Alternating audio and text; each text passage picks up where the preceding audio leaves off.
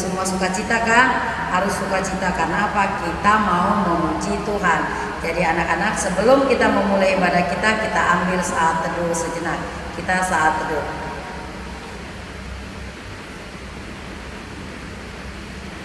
Amin.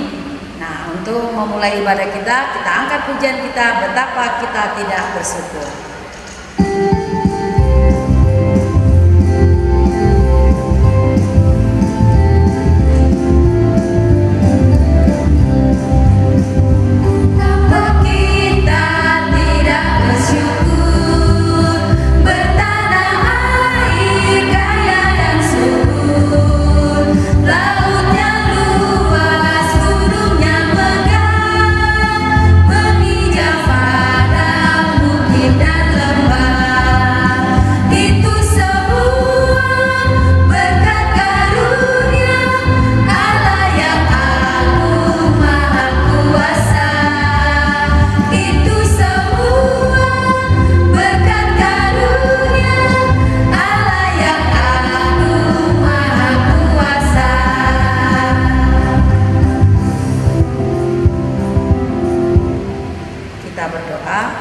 Puji dan syukur kami ucapkan kepadamu ya Bapa, di mana di pagi hari ini Tuhan masih memberkati kami guru-guru sekolah minggu dan tim IT dan juga anak-anak kami yang ada di rumah yang mengikuti ibadah di pagi hari ini. Terima kasih Tuhan, Engkau telah mempercayakan kami, Engkau telah memberi yang terbaik dalam hidup kami, sehingga di pagi hari ini Tuhan kami dapat bersukacita untuk memuji dan memuliakan nama Tuhan. Terima kasih Tuhan, kami akan mengawali ibadah kami ini. Berkati kami secara khusus guru sekolah minggu yang melayani pada saat ini Bapak. Biarkanlah kami melayani Engkau dengan penuh sukacita Bapak. Terima kasih Tuhan, kami mengawali ibadah ini, semua ini kami serahkan di dalam tangan pengasihan-Mu. Amin. Nah adik-adik, tadi kita telah membuka ibadah kita dengan pujian betapa kita tidak bersyukur. Nah Kak Christine mengundang adik-adik untuk bangkit berdiri. Kita mengangkat lagu pujian Kasih Yesus Indah-Indah Pasukan Kristus. Siap.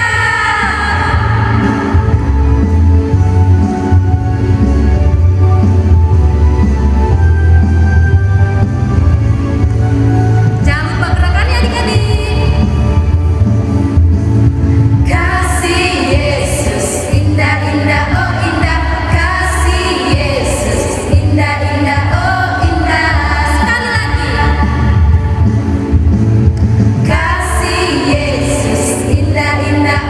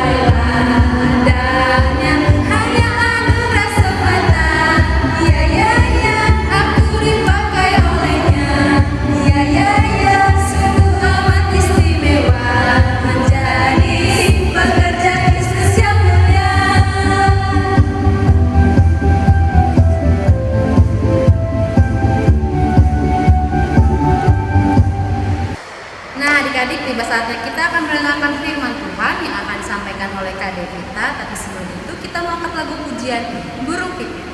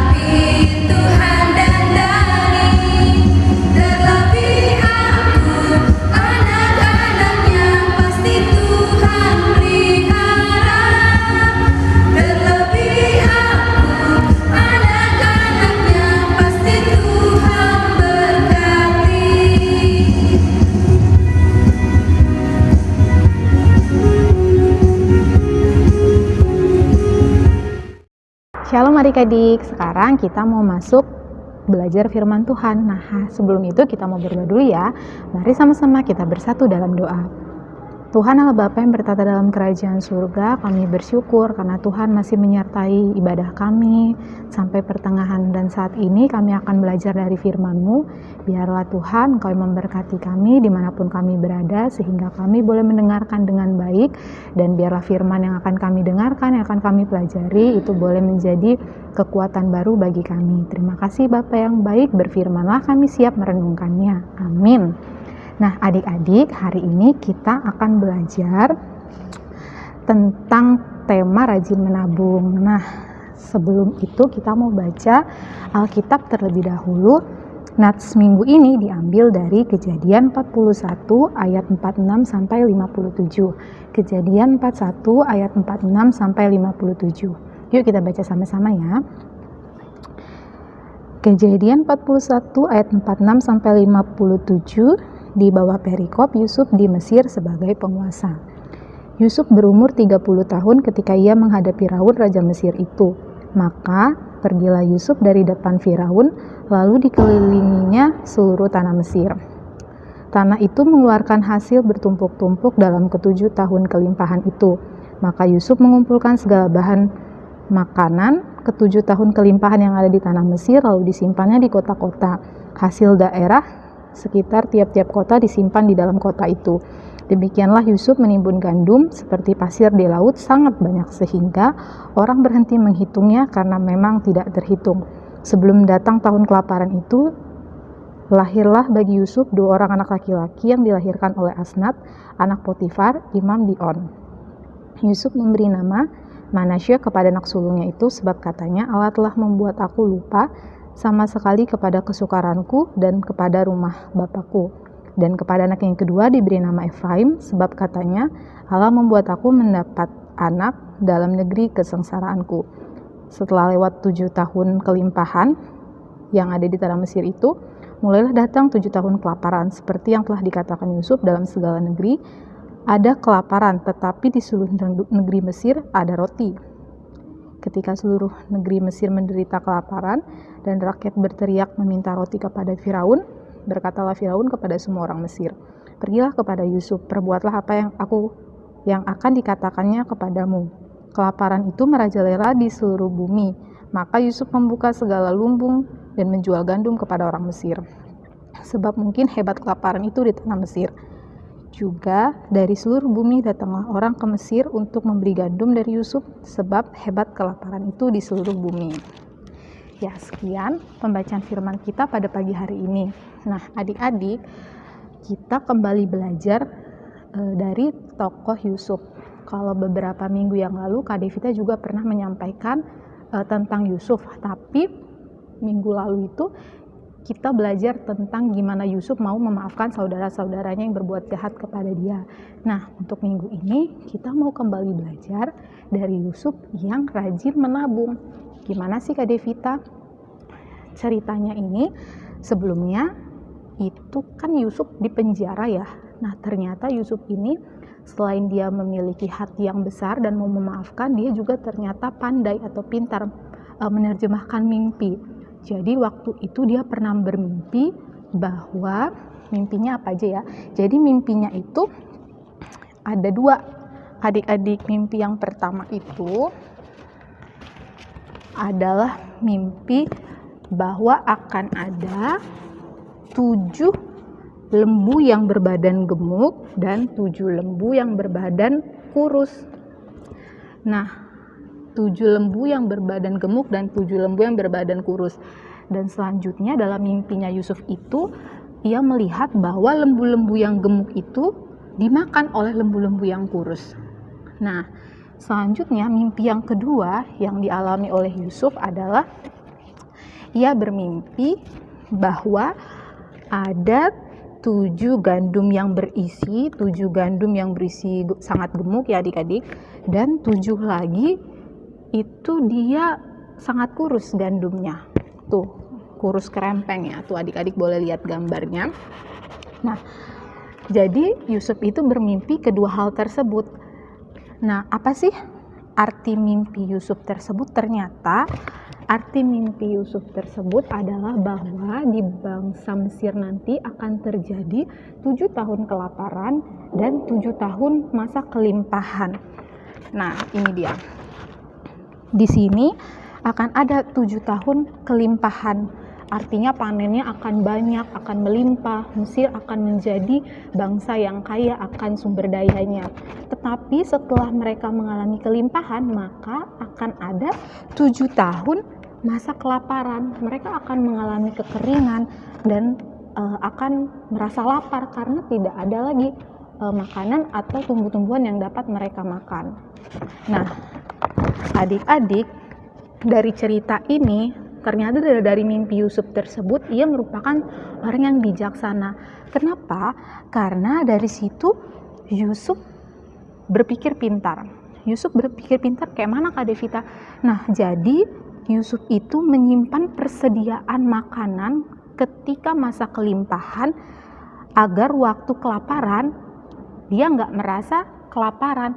Dia menabung, contohnya ya, mungkin seandainya kayak gini, dia mengumpulkan banyak padi di lumbungnya berkarung-karung, baru ya juga mengumpulkan banyak sapi-sapi, menggemukkan sapi-sapi dan disimpan, nggak dipakai semua supaya ketika ada musim kelaparan itu Yusuf nggak harus lapar, Yusuf nggak harus pusing mencari makanan karena ia sudah menyimpan sebelumnya. Nah, adik-adik, itu tadi cerita tentang Yusuf dan mimpinya. Apa sih Kak Devita yang perlu kita pelajari minggu ini? Nah, adik-adik, yang kita pelajari di minggu ini berdasarkan nats ini itu ada 3. Yang pertama, itu kita tidak boleh menyiakan atau membuang berkat dan kesempatan yang dari Tuhan. Maksudnya apa Kak Devita? Contohnya kayak gini. Sekarang kan kita dikasih kesempatan nih sama Tuhan untuk sekolah bertatap muka. Adik-adik kan nggak sekolah online lagi ya, udah deh sekolah bertatap muka, walaupun harus pakai masker, terus habis itu sekolahnya harus duduknya jarak-jarak, tapi Tuhan udah kasih kesempatan untuk kita. Nah, seharusnya sebagai anak Tuhan kita harus memanfaatkannya dengan baik. Dengan cara apa? Belajar yang rajin. Nah, belajar yang rajin, harus habis itu nggak boleh bolos sekolah, mengerjakan PR dengan baik. Kita harus memanfaatkan kesempatan dengan baik. Contoh lagi nih, kita dikasih Tuhan berkat memiliki tangan. Banyak loh adik-adik di luar sana orang yang tangannya buntung, nggak punya tangan, atau tangannya cacat, tidak sempurna. Tuhan kasih kedua tangan yang sempurna. Seharusnya kita menggunakan dengan baik. Dengan cara apa? Tangan ini kita gunakan untuk bertepuk tangan, untuk memuji Tuhan. Atau tangan ini kita bisa gunakan untuk membaca buku. Tangan ini kita bisa gunakan untuk membantu orang tua. Bukan justru tangan ini kita gunakan untuk bermain HP sampai seharian, jadi malas belajar. Itu adalah perbuatan yang salah. Nah, pelajaran yang kedua adalah kita nggak boleh merasa aman dalam menikmati apa yang sudah Tuhan beri. Contohnya nih ya, adik sekolah minggu ini si Joko. Si Joko ini orang kaya, bapaknya dokter, mamanya dokter, punya mobil 3, punya motor 10, punya tanah yang luas, rumahnya kayak istana. Nah, si Joko ini jadi males sekolah. Si Joko bilang, alah ngapain aku sekolah, males-males aja aku sekolah, kan uang mamaku banyak, uang bapakku banyak, itu aja nanti yang aku olah. Itu nggak boleh adik-adik. Jangan menjadikan berkat yang udah Tuhan kita kasih ke kita, itu kita udah merasa aman dan merasa cukup. Jangan seperti itu. Jadi kita jadi males belajar. Nggak boleh ya, walaupun harta orang tua kita banyak, tapi itu kan harta sementara. Nah, kita juga harus giat untuk berusaha, untuk selalu berusaha, selalu belajar. Dan yang terakhir, yang ketiga, itu yang kita pelajari adalah kita harus rajin atau mau menabung. Nah, menabung itu nggak langsung besar. Kak Devita, aku nggak ada duit tuh mau nabung. Kan nabung itu dari hal yang kecil adik-adik. Kan ada pepatah mengatakan sedikit demi sedikit lama-lama menjadi bukit.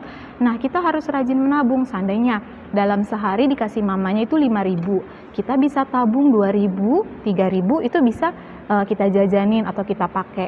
Adik-adik bayangin kalau dalam seminggu aja uang 2.000 itu bisa menjadi 14.000. Gimana kalau sebulan atau setahun?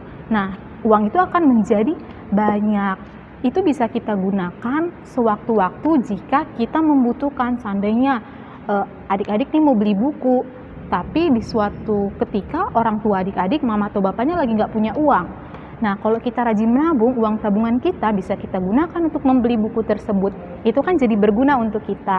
Jadi anak Tuhan itu nggak boleh boros-boros, menggunakan uang begitu aja, menggunakan barang untuk menggunakan uang untuk membeli mainan. Mainan kan nggak bisa berguna ya adik-adik, tapi kalau kita menabung, tabungan itu bisa berguna suatu saat nanti. Nah, kita juga harus belajar nih dari salah satu binatang yang luar biasa. Binatang apa ya? Ini dia, Kak Devita punya video. Ditonton ya adik-adik.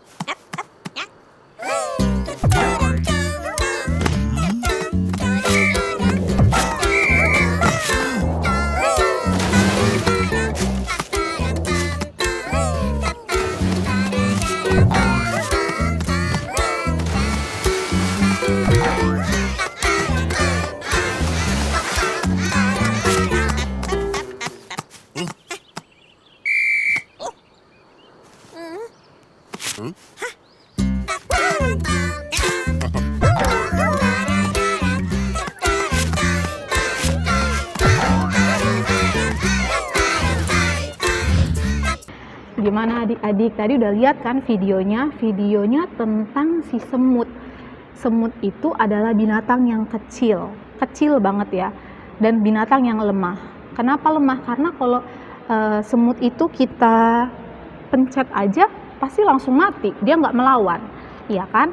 Nah, tapi apa yang perlu kita pelajari dari si semut? Si semut itu rajin loh adik-adik. Coba ya adik-adik lihat nih. Si semut itu ketika panas banget, dia nggak bermalas-malasan, dia nggak tiduran tuh di rumahnya, dia nggak main-main sama temennya, tapi semut itu justru saling bahu-membahu bekerja sama untuk mengumpulkan makanan sama nih seperti Yusuf tadi, yang dia juga mengumpulkan makanan di masa kelimpahan untuk masa kelaparan yang akan terjadi. Semut juga seperti itu, mereka rajin menabung makanan sisa. Mungkin adik-adik sering yang lihat di lantai rumahnya atau di dindingnya ada semut-semut kecil yang berjalan membawa bekas-bekas makanan kita. Itu akan mereka kumpulkan di rumah mereka untuk jadi stok bahan makanan mereka. Nah, jadi kita boleh tuh belajar dari semut, meskipun semut kecil, tetapi si semut rajin menabung dan bekerja sama. Kan ada ya adik-adik lagunya, si semut yang kecil, sedang apakah kamu? Waktu musim panas kumpul rezeki. Meskipun kamu lemah, Allah Bapa pelihara. Orang yang percaya makin teguhlah. Nah, adik-adik sebagai orang percaya, kita harus belajar juga dari si semut, gimana si semut mau bekerja sama dan tidak malas-malasan ketika musim panas. Jadi mereka boleh mendapatkan berkat dari Tuhan. Terima kasih adik-adik. Sekarang kita lipat tangannya dan tutup matanya. Kita mau berdoa. Terima kasih Bapak yang baik untuk firman-Mu pagi ini, mengajarkan kami untuk selalu menggunakan ataupun memanfaatkan segala sesuatu yang boleh Tuhan berikan kepada kami. Kami boleh memberikan hati kami seperti Yusuf, di mana Yusuf sangat cerdas untuk mau rajin menabung Bapa di tengah kelimpahannya. Begitu pula dengan semut-semut kecil di musim panas, mereka bukannya malas di rumah mereka masing-masing, tetapi mereka justru bekerja keras, bekerja sama untuk mengumpulkan makanan-makanan untuk memenuhi kebutuhan mereka. Itulah Tuhan, biarlah kami boleh belajar dari kisah semut maupun kisah Yusuf, sehingga hidup kami boleh semakin diberkati dan menjadi berkat buat orang-orang di sekitar kami. Terima kasih Bapa yang baik. Kami akan lanjutkan ibadah kami hanya di dalam nama anak-Mu kami telah berdoa dan mengucap syukur. Amin. Nah adik-adik, ayat hafalan minggu ini diambil dari Amsal 21 ayat 20. Amsal 21 ayat 20. Yang bunyinya adalah, harta yang indah dan minyak ada di kediaman orang bijak, tetapi orang yang bebal memboroskannya. Sekian ibadah kita hari ini dan shalom. Anak-anak tadi sudah mendengarkan firman Tuhan yang disampaikan Kakak Devita dengan tema rajin menabung. Anak-anak tidak boleh boros, kalau dikasih orang tua jajan harus disisihkan sedikit, jangan pernah dihabiskan. Tuhan mengajarkan kita harus rajin menabung. Di sekolah juga guru-guru menyampaikan harus rajin menabung dan hemat. Jadi buat anak-anak yang di rumah, secara khusus anak-anak sekolah minggu GKBI harus rajin menabung. Nah, untuk merespon firman Tuhan, kita angkat pujian Tuhan Yesus baik.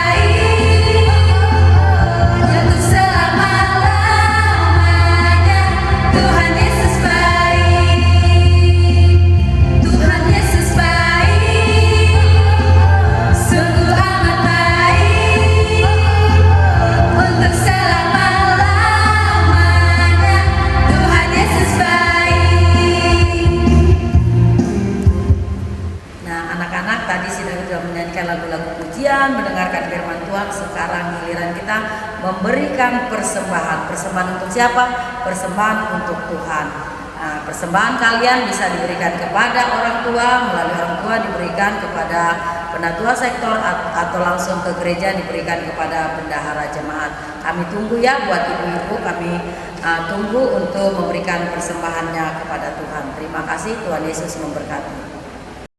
Nah, adik-adik, ibadah kita mau selesai nih, tapi seperti biasa sebelum kita menutup ibadah kita mau angkat lagu pujian Kerja Buat Tuhan. Pasukan Kristus, siap!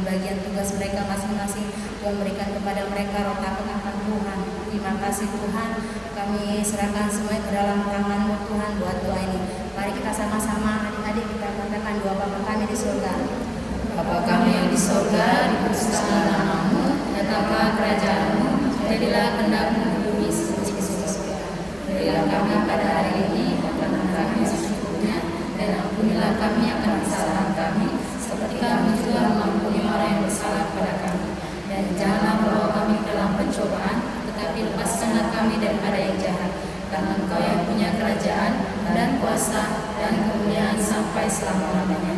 Anugerah Tuhan kita Yesus Kristus dan kasih setia Allah dan persekutuannya dengan Roh Kudus selalu menyertai kita saat ini, esok, dan sampai selama-lamanya. Amin. Amin. Nah, ibadah kita telah selesai. Kita bertemu di minggu depan dan guru-guru sekolah minggu mengucapkan Shalom. Mazmur 103 ayat 5. Dia yang memuaskan hasratmu dengan kebaikan, sehingga masa mudamu menjadi baru seperti pada burung Raja Wali. Amin. Mazmur 103 ayat 5. Dia yang memuaskan hasratmu dengan kebaikan, sehingga masa mudamu menjadi baru seperti pada burung Raja Wali. Amin. Mazmur 103 ayat 5. Dia yang memuaskan hasratmu dengan kebaikan, sehingga masa mudamu menjadi baru seperti pada burung Raja Wali. Amin. Mazmur 103 ayat 5. Dia yang memuaskan hasratmu dengan kebaikan, sehingga masa mudamu menjadi baru seperti pada burung Raja Wali. Amin. Shalom kakak guru sekolah minggu, ini ayat hafalan Claudia. Mazmur 103 ayat 5.